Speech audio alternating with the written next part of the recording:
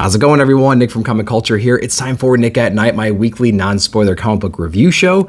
We're going to get into these books right now. So before I get into that, let's go ahead and put our grading scale up. How this works is, as I introduce the book, I'm going to put the cover of that book on the grading scale so you can see how they stack up against each other. We're going to go over into DC first with the only DC book that I got this week was Superman Lost issue number 2 from Christopher Priest. And so this is actually a pretty interesting story. It's actually a 10-issue run, so a little bit of a commitment, but not something crazy. And it's so far so good. Issue number 1 was very intriguing. Basically, the Justice League have some kind of a black hole thing that they're exploring over on Earth. Was it an alien craft? Is it something else? Who knows? We're exploring it right now. It turns out that there's some kind of time dilation thing going on with Superman. He loses about 20 years in his mind, but for people on Earth, it was only a split second. And so he's trying to reconcile all the experiences that he went through, knowing he was away from Earth. He didn't know for how long, things like that. So in his mind, a lot of things are messed up. He's reliving those moments, but people on Earth like Lois and the other Justice League members, things like that, they are trying to also figure out how they can help him recover from this whole experience. So it's a really intriguing book, I think. One thing I was thinking about while I was reading this book is Supergirl, Woman of Tomorrow. She has a lot of these experiences in here that are pretty personal for her. So it has that same kind of a vibe of the dialogue and the flow and everything are nothing like that. But I'm just thinking about the actual experience reading the book. It seems like we're going to be living through the moments that Superman had while he was missing in his time frame anyway. And so I like the little interactions and the people he meets inside here. Art's pretty cool as well. This is definitely a book to keep on your radar. We're only 2 issues in, and I'm liking it so far. What do you think? Let's jump over to Marvel next. We have a ton of these Alex Ross variants right here. This one's for Guardians of the Galaxy, issue number 1 with that awesome Doom cover right there. A little bit hesitant going into a Guardians of the Galaxy number 1 book. I haven't read a whole lot of Guardians lately, and this one's from Colleen Kelly and Jackson Lansing, so a very familiar duo when it comes to writing. Kev Walker on the art, which I do not recognize, but this book was actually a pleasant surprise. I liked it a lot. You know what it reminded me of? It reminds me of season 2 Mandalorian with like Cad Bane. You know, it's a very much of a Western type of a book. That artistic style, that the outfits, the area they're in, things like that reminded me of those duels, those scenes in Mandalorian. So if you like that frame of reference, if you like that, you know, aesthetic, I think you're going to dig this one. This book actually brings in a lot of the classic Guardians that we know. A couple are missing for some reasons. I think we're going to explore that as we go on with this series. Essentially, the Guardians are here to save this city, town, planet from this big destroyer that's on its way. I'm not going to spoil what that is because you do get to see it at the end of the book, and there's a lot of explaining that is needed. Art, again, is pretty awesome. I dug it. I liked it a lot. I think it handled the action scenes really well. I like the characters. I can hear their voices. I think they were portrayed well inside this book. Guardians number 1, better than I thought it was going to be, so check this one out. All right, the next Marvel book we're going to get into is a Star Wars book. We have Ewoks issue number 1 with that 40th anniversary of Return of the Jedi labeled at the bottom there. Can't believe it's been 40 years already, but jumping on this Ewoks book because why not? We're going to go ahead and check this one out. What I didn't know is it's going to be just a picture book, no dialogue whatsoever, which is very reminiscent of It's Jeff, which came out a couple of weeks ago from a series of different creators. Same exact thing in here. We basically have the whole Ewok tribe sitting around at the campfire. Some of the elders are telling stories to the kids, to the adults, things like that, trying to pass the time, right? I would imagine it's a big storytelling culture, and so they're doing that, very reminiscent to what we saw in the movies. So that's pretty cool. I like the idea of that. It being no dialogue was kind of a bummer, although, I mean, I understand, but maybe we could have had like translations or something like that, you know? They could have had their weird language with English translation over it. But I digress. So you pretty much had to use your own imagination. And I mean, the stories are pretty straightforward. The first couple are kind of like, nah, whatever. We have one dreaming to go into the stars. He kind of, you know, repairs a starfighter that he sees laying on the moon. And so he like repairs that. There's like one forbidden friendship, like a Montague Capulet kind of a thing in here, which I thought was kind of a little bit cringy. We had this weird monster one, maybe, you know, describing the horrors of the land and maybe not, you know, don't break the rules, things like that. And, you know, so, I mean, at the end of the day, it's a skip for me personally, unless you just love the Ewoks for some reason. But, you know, it's like It's Jeff. If you liked It's Jeff from a couple of weeks ago, you're going to dig this one. Did you get it? What'd you think? All right, we have another Alex Ross cover. This time it's going to be Captain America Cold War issue number 1. Now, I did read Symbol of Truth for about 5 issues. I think just the first arc to see what's going on. Just enough time to see Cap and Bucky team up and take down or infiltrate this like inner circle or whatever it is that they're doing. But there's some kind of secret organization pulling the strings over the last 100 years. They find out what it is. It's a big global organization. They infiltrate it. Bucky tries to take it down from within. That's kind of where we're going from there. This book is a touch base between Sam and Captain America, our Steve Rogers character. I'm just so used to calling Steve Rogers Cap, so forgive me. They're both in this book, though, and they have an interesting exchange. They both call each other Cap. No problem with that at all. I like how they executed it in here. So if you're into a Captain America book, if you want to see a big team-up book between them and like Monica Rambeau and things like that, I think you're going to enjoy this book. The art's a little cringy in here. The story's coming off of the previous story, like I said, with Symbol of Truth and things like that. There's also some Dimension Z stuff for your longtime Cap readers in here. So I'm sure you're going to enjoy some of that stuff, and with White Wolf and whatnot. So if you want just like a big team up book with Captain America taking on some classic villains, things like that, you might enjoy Cold War, so check it out. All right, we're gonna have another Alex Ross cover, this time for Fantastic Four issue number 6, and we finally had the team get back together around issue number 4, and they actually went back into the negative zone, but they brought back something very dangerous, which they thought they cleared up in the previous issue. This is a story right here about how they missed something and it's trying to take over the world right now, like this parasite.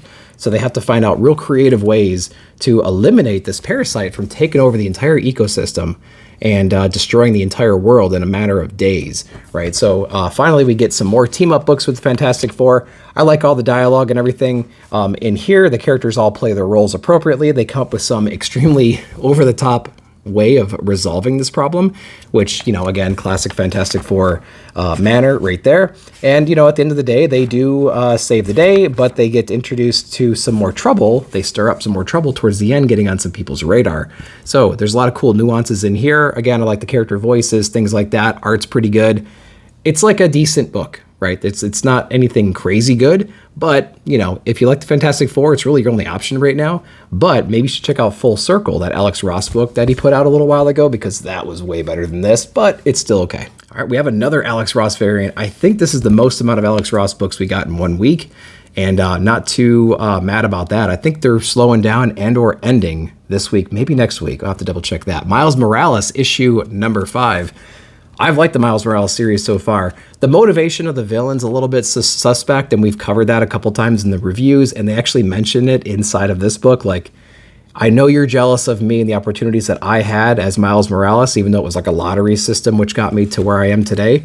But I'm still going to take it out on you anyways, right? I'm the bad guy. I'm still going to take out the fact that I didn't get that opportunity that you did, and I'm going to destroy your entire life because of that. I would say the story's not bad. It's actually better than average, but the art is spectacular in this book. They do such a great job filling these pages with just so much action, so many lines.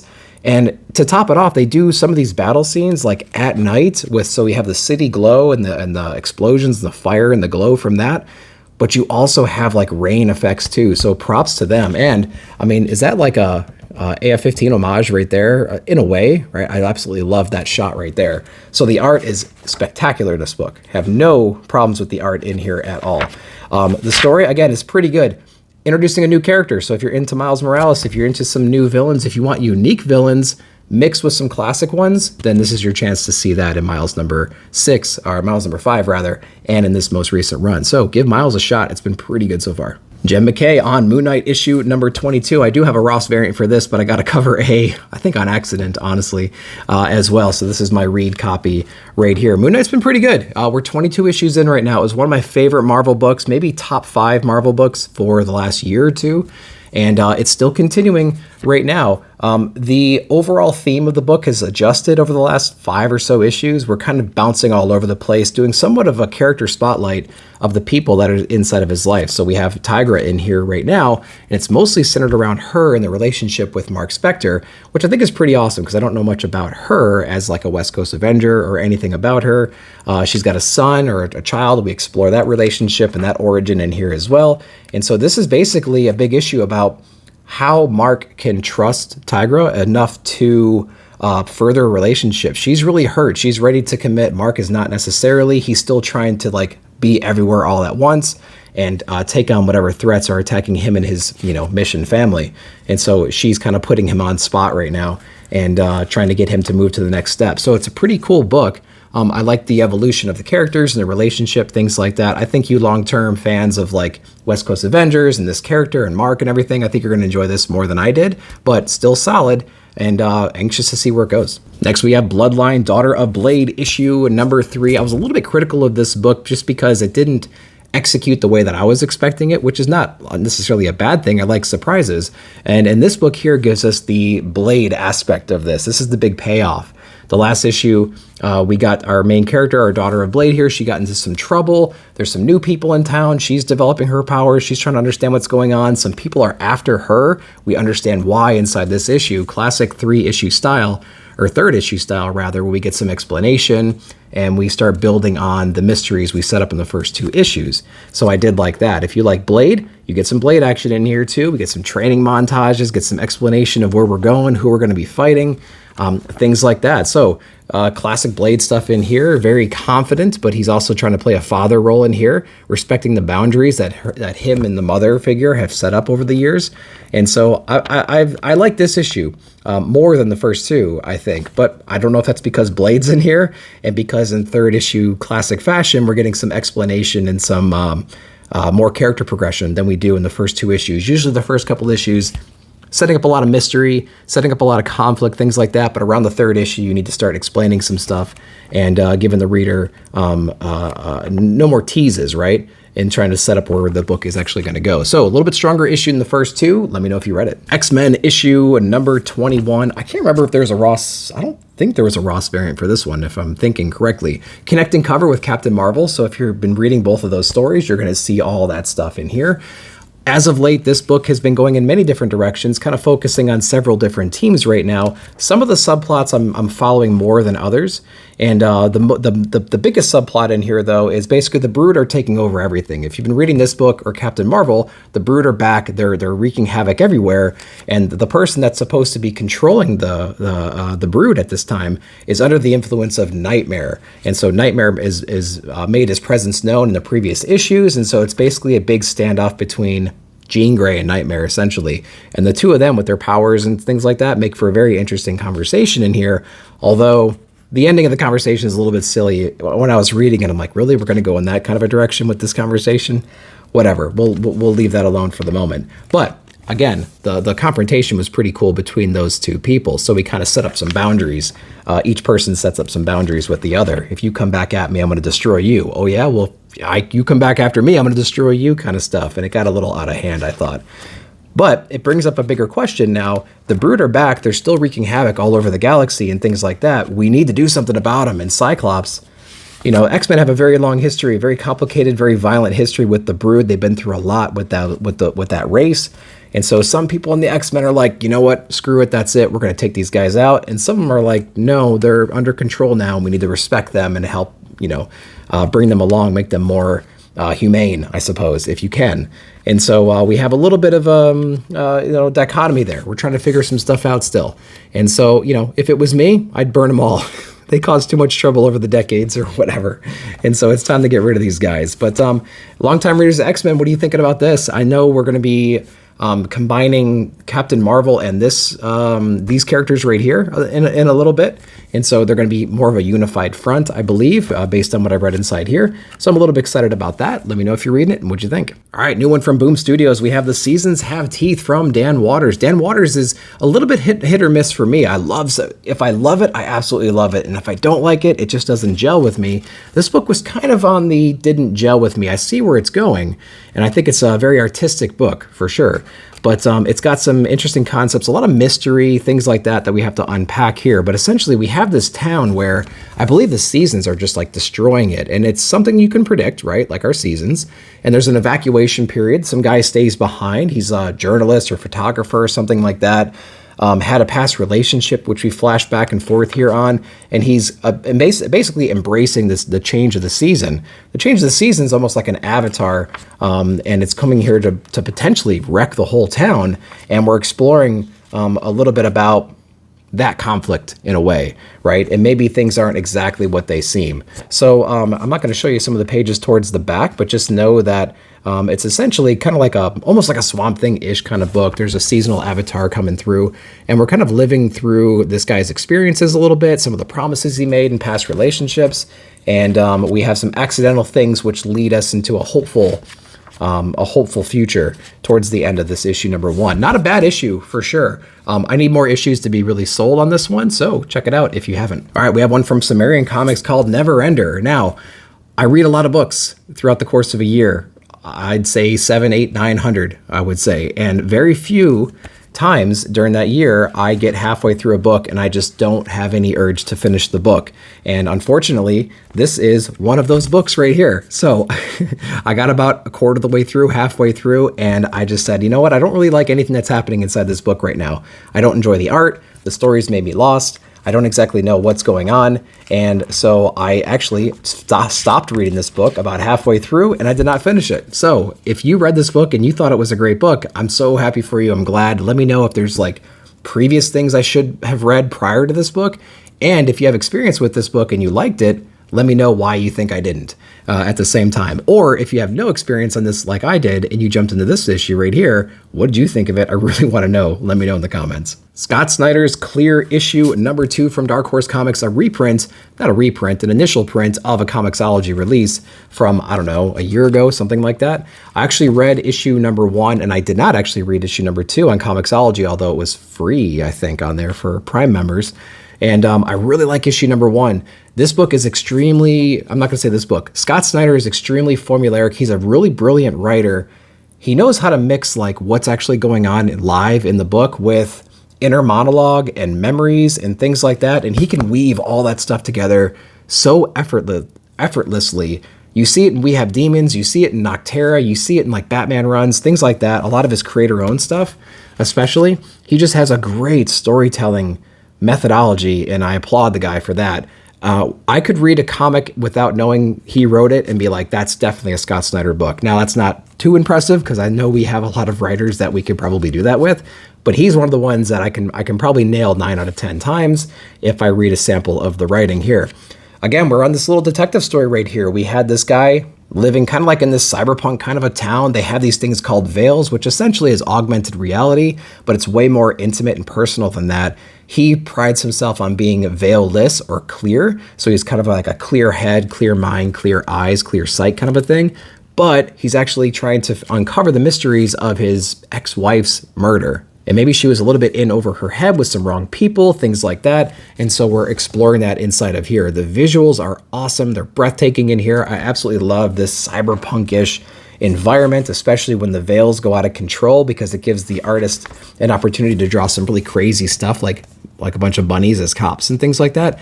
And also we uncover what happens when you take the veil a little bit too far and the repercussions it might have on the people around you at the time. So extremely interesting book, about 40 pages each, $5 book, highly recommended. Check this one out. All right, going over to Vault Comics, we have Barbaric issue number 3, Hell to Pay from Morisi. So if you've been digging the Barbaric series so far, I think you're gonna really enjoy this one right here. Owen, our main barbarian, our cursed barbarian, still in hell trying to battle his way out right now. And then we have his earthly companions, Soren and things like that, people like that, trying to do whatever they can do on the earth level to bring him back up from hell too. So we're attacking this problem over at both fronts. Same exact stuff is going on in here, the same stuff that you knew and loved from the previous runs of this issue. We have our Axe, who's always bloodthirsty. He's cussing all the time. He's always providing that little element of comedy and things like that. There's always impossible odds, hordes of monsters and orcs and things like that they're always slaying inside of here. high violence, a lot of interesting dialogue, things like that. So if you're looking for like a dumb, stupid, in a good way, action-packed, like barbaric, medieval kind of a thing with a lot of humor in it, man, you can't go wrong with Barbaric. This is an absolute must-read. If you like that kind of stuff, check it out. All right, from IDW, we have TMNT and Usagi Yojimbo, issue number 1. And I had high hopes for this book. I got the Eastman variant there, but man, I really should have got the other variant as well from the creator of Yojimbo here. I cannot recall off the top of my head who that is, unfortunately, but got the Eastman variant here, and I'm so glad that I did. We basically have the beginning opens up not with TMNT, but Usagi's on here too with his clan trying to, you know, do whatever they need to do. They're trying to win this war, something like that, trying to get behind enemy lines. And they're stopped by some a local tribe saying they've been plagued by this monster by the river that's been like drowning and killing their people. So they go on the hunt for this person. Just turns out that this monster also looks like a giant turtle. And then we also get a moment in here where we step in with our turtles here. Some classic scenery, some classic poses, maybe from issues 1, 2, 3, 4, something like that. And we also get an awesome element of this like computerized or robot machinery kind of a look. So they're really capturing the look and feel of early TMNT when they see the turtle side in here, which I loved.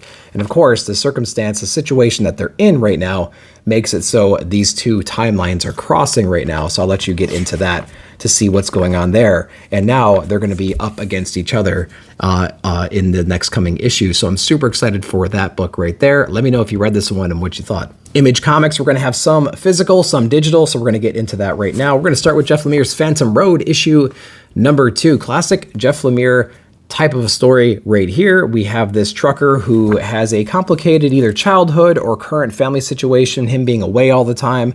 There's a child involved, and so it's like you're never there for the child kind of stuff. Lots of parental arguments going on right now, so that's constantly like on his mind while he's on these long, endless road trips and things like that. Comes across this woman who's in distress in the previous issue, and it turns out that there's like all of a sudden all these like zombies popping up all over the place, and this mysterious object which they take with them and they realize has some kind of magical property where they can't really go too far from it or else they get pulled back in some way. So they're trying to navigate this world where everything's gone at the moment and there's nothing but these weird zombies everywhere. And they finally come across some mysterious guy who understands what's going on, gives them some of the rules and some of the things to follow to navigate in this new world. And they're still trying to like comprehend and intake everything that's going on right now. Very emotionally heavy. The art style really lends itself to that view as well. And so we're still trying to understand everything. Lots of mystery. We don't exactly know what our cargo is, what this mysterious object is for, anything like that, what these zombies are, but we're just trying to survive and figure out what to do next inside of Phantom Road issue number 2. Not a bad read. If you're in the Jeff Lemire, if you like more moody, slight horror stuff, you might want to check this one out. All right, we're going to jump around with some of these digital books. We have Red Zone issue number 2 from AWA. This was actually a pretty fun book. Colin Bunn, Mike Diodato Jr. on the art and writing for this one. I remember issue number 1 was actually pretty exciting. Again, it's that Mike Diodato Jr. art, so you're trying to like identify all the different characters, which actor or actress is he portraying in here. And Colin Bunn, man, the king of like very interesting concepts and pretty good execution as well, is introducing us basically to like this former Russian spy / professor who is a little bit in his retired years right now, but brought back into the fold to help evacuate this very important person out of Russia. And he gets wrapped up into this whole execution of her in a way at this bar. And so basically he's showing his true colors towards the end where he's extremely equipped. He's kind of revealing the fact that he was a spy, things like that. And he's actually trying to help this woman's daughter escape right now too. So very interesting story right here. It's got a very strong like John Wick vibe to it, unfortunately. So I just got done watching John Wick 4 like couple of weeks ago, and I'm reading this book and I'm like, wow, guy that was in retirement comes back in, has arsenals everywhere, is like the best of the best.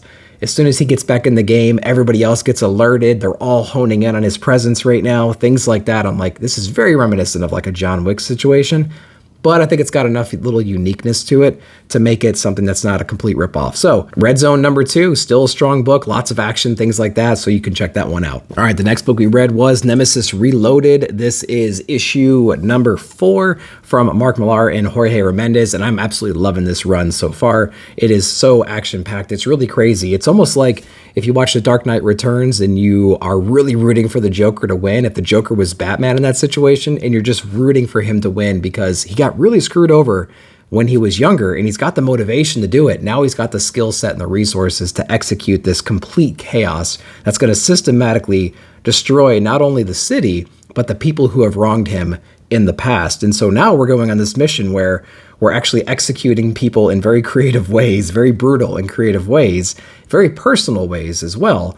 And so each issue is exploring more and more people on his hit list. And then every issue we see the city collapse fundamentally more and more, which I think is awesome. Jorge Remendez's art, it's incredible inside this book. I'm loving it so much. If you remember him on Batman, if you remember him on all these other books, and you know exactly what you're going to get inside of here. And Mark Millar has a really great storytelling in here too. You're actually rooting for this guy to wreak all this havoc, and I think it's absolutely brilliant. So Nemesis Reloaded, if you haven't been reading it yet, I don't think it's connected to the original run, maybe a retelling. That's what I'm hearing because I haven't read it, but this is an absolute must read. If you like fast-paced, high action, a little bit of brutal, like Batman Punisher kind of stuff, you got to check it out. All right, the next book we have from Image from Rodney Barnes, we have Monarch issue #3. And man, I absolutely love this series right here. Issue #1 was a complete like 180 from issue #2, to be honest with you. So in issue #1, we were introduced to this foster family, this foster kid going to school, dodging the bullies, things like that. But it opened like an Independence Day kind of a thing where they had this spacecraft just like hovering over the city. They didn't exactly know what was going on with that one. At the end of issue #1, all hell breaks loose, very reminiscent of like an Independence Day style. And then in issue #2, we explore who these characters are. Maybe they're not who they think we are, or maybe they're not who we thought they were, especially our main boy right here. And he has like all these abilities in this place that he's from. And it's a very beautiful story of how he got to Earth, who he is, things like that, the people that have been raising him, and the friends and family that he's made along the way. This story right here explores his humanity, or the humanity that he's grown since he's been on Earth, some more. So I'm absolutely loving this story so far. There's tons of heart in here. There's lots of action in here. There's a couple moments in here when I thought they didn't really need to take the story in that direction, specifically with some of the ancillary characters in the school. And we'll see how that plays out over time. But basically, we have our boy here who's a little bit more than what we understand, giving us a little bit more detail about his origin story and his redemption arc in a way. So loving this story, great art in here, loving this one. Are you guys reading Monarch? Let me know what you thought. Next book we read this week was Little Monsters issue #12. Again, another Jeff Lemire book. I think there's one more issue, if I'm not mistaken, in here. And, I would say this is a very steady, plateauing kind of a book for me. I think we learn things through the story, which adds some more context or more weight or whatnot to the story we've been telling so far, and adds to the character development, maybe. And so I don't know if I'm super excited about the book whenever it comes out. Honestly, I feel the same after I read the book from the beginning to the end. It doesn't really hit me in a way. But essentially, we have a basic story of these young kids that are vampires. There's a rationale why they're kids through the generations, or through the decades, I suppose. There's a reason why they're still in kid form and they haven't grown up like you might see elder vampires.